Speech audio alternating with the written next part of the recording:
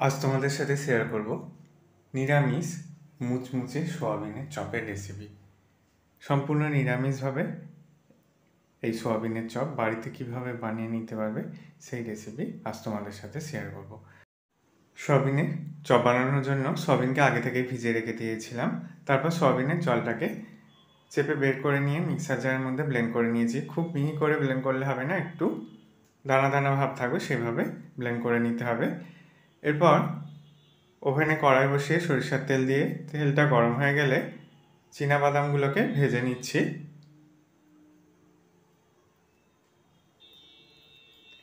এরপর বাদামগুলোকে তুলে না নিয়ে গোটা জিরে দিয়ে দিলাম।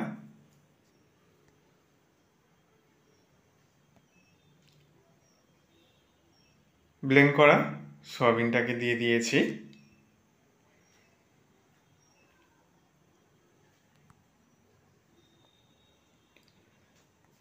পরিমাণ মতো লবণ, হলুদ গুঁড়ো দিয়ে দিলাম, দিয়ে দিচ্ছি হিং,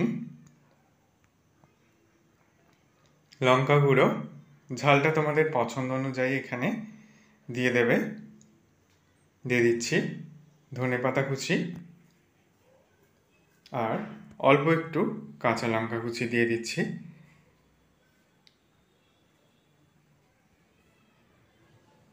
আমি পরে একটু আদা বাটা আর একটা ভাজা মশলা এর মধ্যে অ্যাড করে দিয়েছি। এটা শুকনো লঙ্কা, জিরে আর গোটা ধনেকে শুকনো খোলায় ভেজে গুঁড়িয়ে রেখেছিলাম। এবার ব্যাটারটাকে রেডি করে নিচ্ছি। দেখো ব্যাটারটা ঠিক এইভাবে রেডি করে নিতে হবে।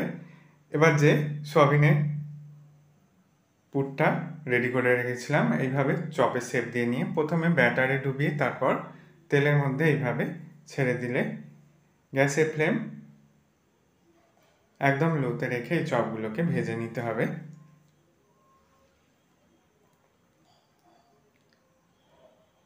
খুব সংক্ষিপ্তভাবে আমি তোমাদের কিভাবে সোয়াবিনের নিরামিষ চপ বাড়িতে সহজভাবে বানিয়ে নিতে পারবে সেই রেসিপি আজ তোমাদের সাথে শেয়ার করলাম। চপগুলো একইভাবে ভাজা হয়ে গেছে, অত্যন্ত মুচমুচে হয় এই সোয়াবিনের চপ। আশা করি রেসিপিটা তোমাদের ভালো লাগবে। ভালো লাগলে বন্ধুদের মধ্যে অনেক শেয়ার করো, লাইক কমেন্ট করতে ভুলো না। সকলে সাবধানে সুস্থ থেকো। ধন্যবাদ।